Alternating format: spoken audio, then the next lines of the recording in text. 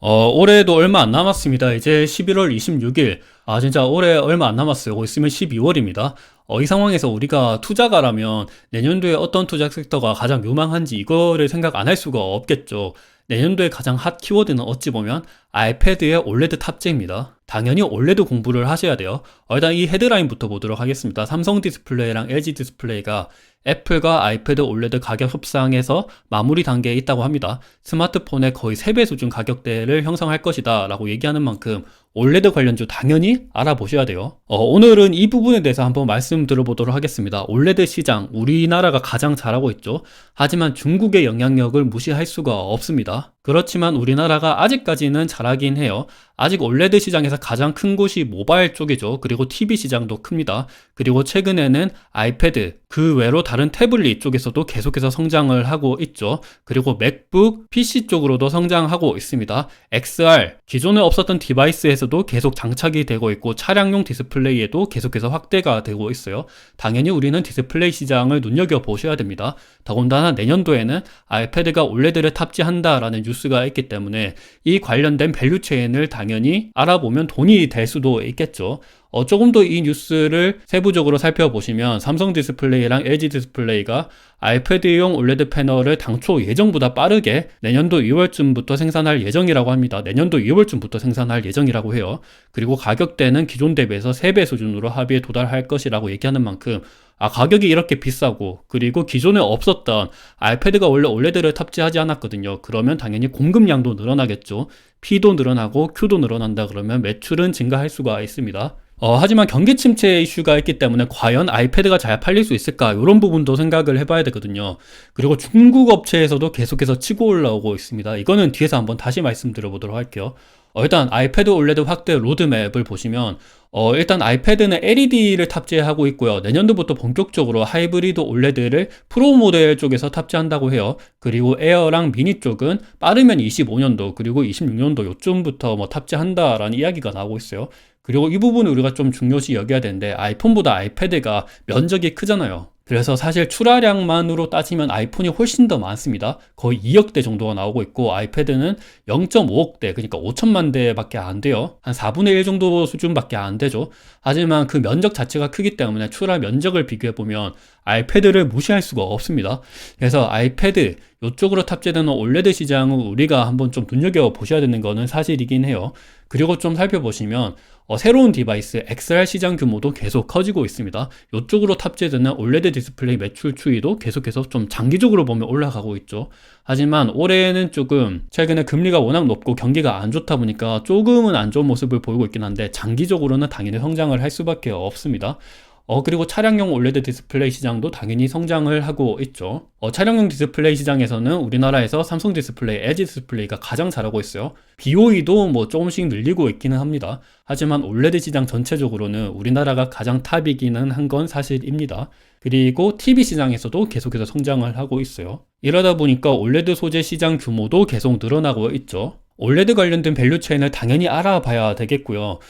그래서 일단 맥북도 올레드를 확대한다라는 이야기가 있어요. 아직까지는 맥북에 올레드를 탑재하고 있지 않죠. 우리나라 갤럭시북 같은 거는 올레드를 몇몇 곳에 탑재를 하고 있는데 맥북은 올레드를 아직 탑재는 하고 있지 않습니다. 그렇지만 2017년도 아니면 빠르면 2016년도 이런 이야기가 나오고 있기는 해요. 프로 모델부터 일단 탑재한다라는 이야기가 나오고 있습니다. 그래서 장기적으로 봤을 때는 올레드는 성장할 수밖에 없다. 하지만 조금 걱정거리는 중국 쪽에서 치고 올라오고 있습니다. 중국이 LCD는 거의 잡아먹다시피 했죠. LG 디스플레이가 LCD 공장은 몇몇 곳은 이미 철수를 했습니다.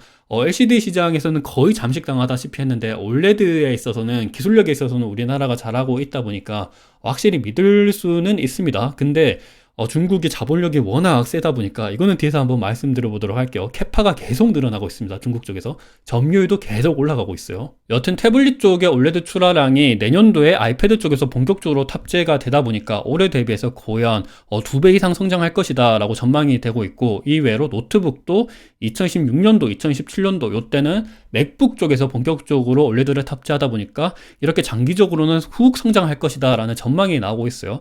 아직까지는 거의 올레드 침투 성장률이 1.4%밖에 안 되는데 2018년도에는 14%, 장기적으로는 꾸준히 성장할 것이다 라는 전망이 계속해서 나오고 있습니다.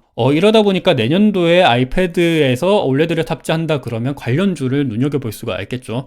LG 디스플레이는 지금 주가가 많이 누웠습니다. 이거는 최근 5년간 주가인데 지난 5년간 LG 디스플레이는 마이너스 28%예요. 요거 보면 진짜 LG 디스플레이 너무 힘들다라는 생각이 들고 있죠. 밑에는 징동팡이라고 나와 있는데 이거는 BOE입니다. 중국의 BOE. 전 세계에서 디스플레이 시장 가장 큰 규모를 차지하고 있죠. 시가총액도 가장 큽니다.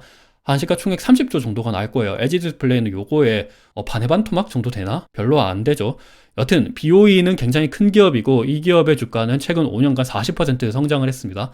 하지만 전체적으로 보면 오르고 내리고 하는 움직임은 거의 비슷합니다. 최근에는 옆으로 계속해서 횡보를 하고 있는 모습을 보이고 있고요. 내년도에 아무래도 아이패드가 OLED를 탑재한다 이야기가 나오고 있고, 그리고 중국의 모바일 시장도 계속 커지고 있죠. 최근에는 하웨이 메이트 60을 내세우기도 했었고, 중국에서 폴더블 관련된 시장도 계속 커지고 있습니다. 그러다 보니까 디스플레이 시장에서 조금 더 관심이 계속해서 생기고 있는 것 같아요. LG 디스플레이랑 BOE 같은 경우는 아직까지 주가가 오르고 있지는 않아요. 근데 우리가 이런 부분을 생각을 해보면 조금은 눈여겨볼 수 있다라고 생각을 하고 있어요. 그리고 DDI 구동칩, 디스플레이 구동칩 같은 기업, LX 세미콘이랑 노바텍, 이거는 대만의 노바텍이라는 기업이에요. 이 기업 같은 경우도 디스플레이 시장이랑 좀 같이 움직이는 모습을 보이고 있는데 최근에 좀 주가가 살아나는 모습을 보이고 있죠. LX 세미콘은 주가가 많이 빠졌다가 올라가고 있습니다. 노바텍 같은 경우는 주가가 조금만 빠졌다가 올라가고 있어요. 이 기업도 최근에 디스플레이 시장이 커지고 있고 내년도에 아이패드가 OLED를 탑재한다 그러면 조금 기대감을 가져볼 수 있으니까 눈여겨볼 수가 있을 것 같아요. LX 세미콘은 원래 LG그룹에서 분사가 된 기업이죠. 그래서 이거는 좀 세부적인 내용은 지난 영상을 참고 삼아 보시면 될 것 같아요. LX 세미콘은 관련된 영상을 남겨놨거든요. 그래서 LX 세미콘은 LG그룹이랑도 관련이 많고, 그러니까 LG 디스플레이랑 LG전자랑도 관련이 많습니다.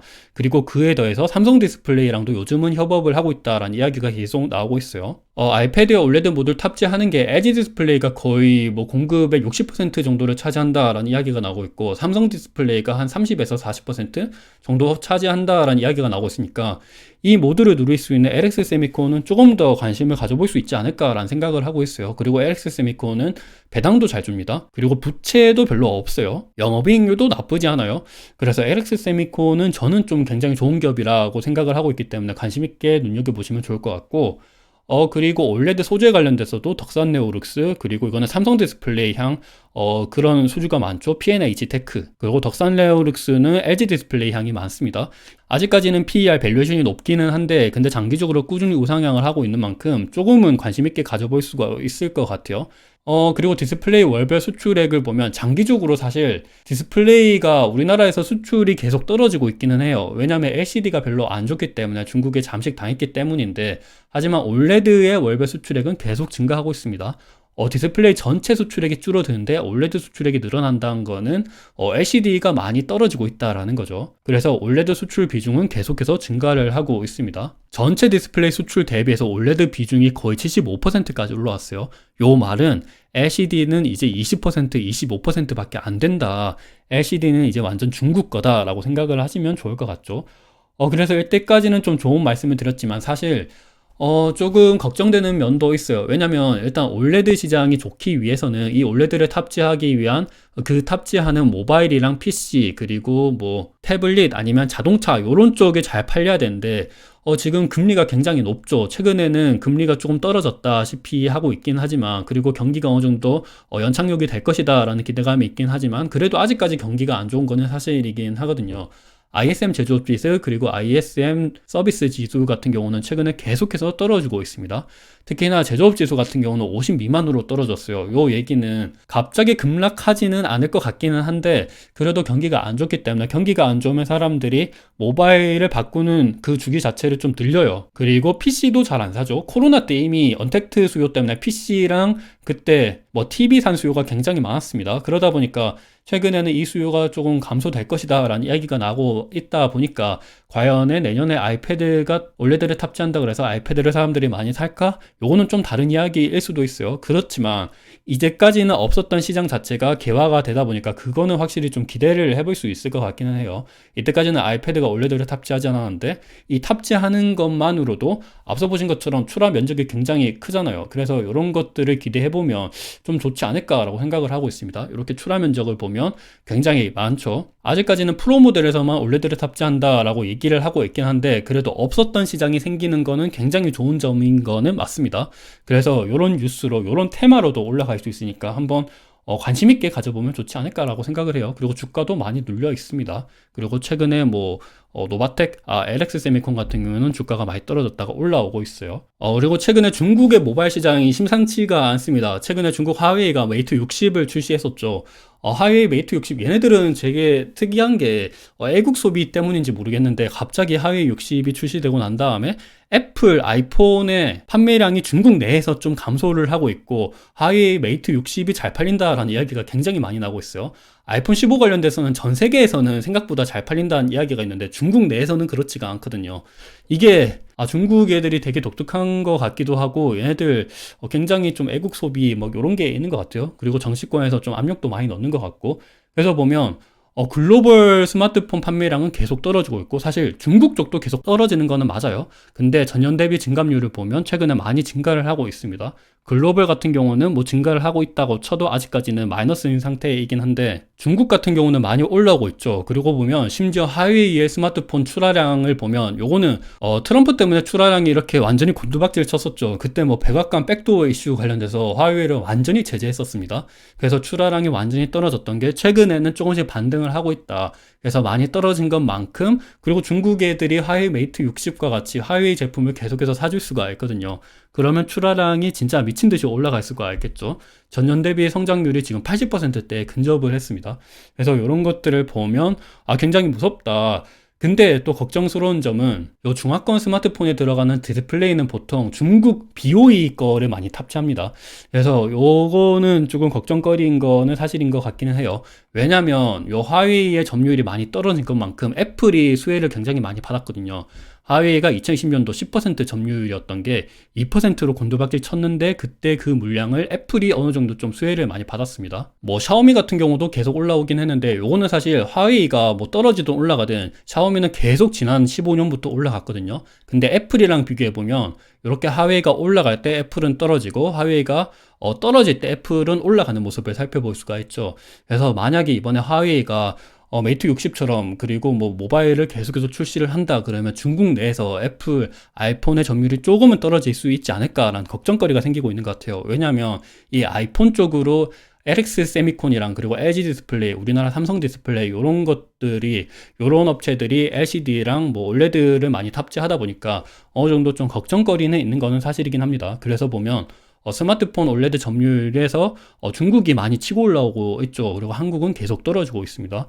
그리고 BO의 캐펙스는 2020년도, 2019년도 이때는 디스플레이 시장이 너무 과포화되다 보니까 캐펙스를 좀 줄이긴 했는데 캐파 자체는 계속해서 올라오고 있어요. 올레드 캐파가 뭐 BOE, 차이나스타, 이디오, 티안마 계속해서 증가를 하고 있습니다.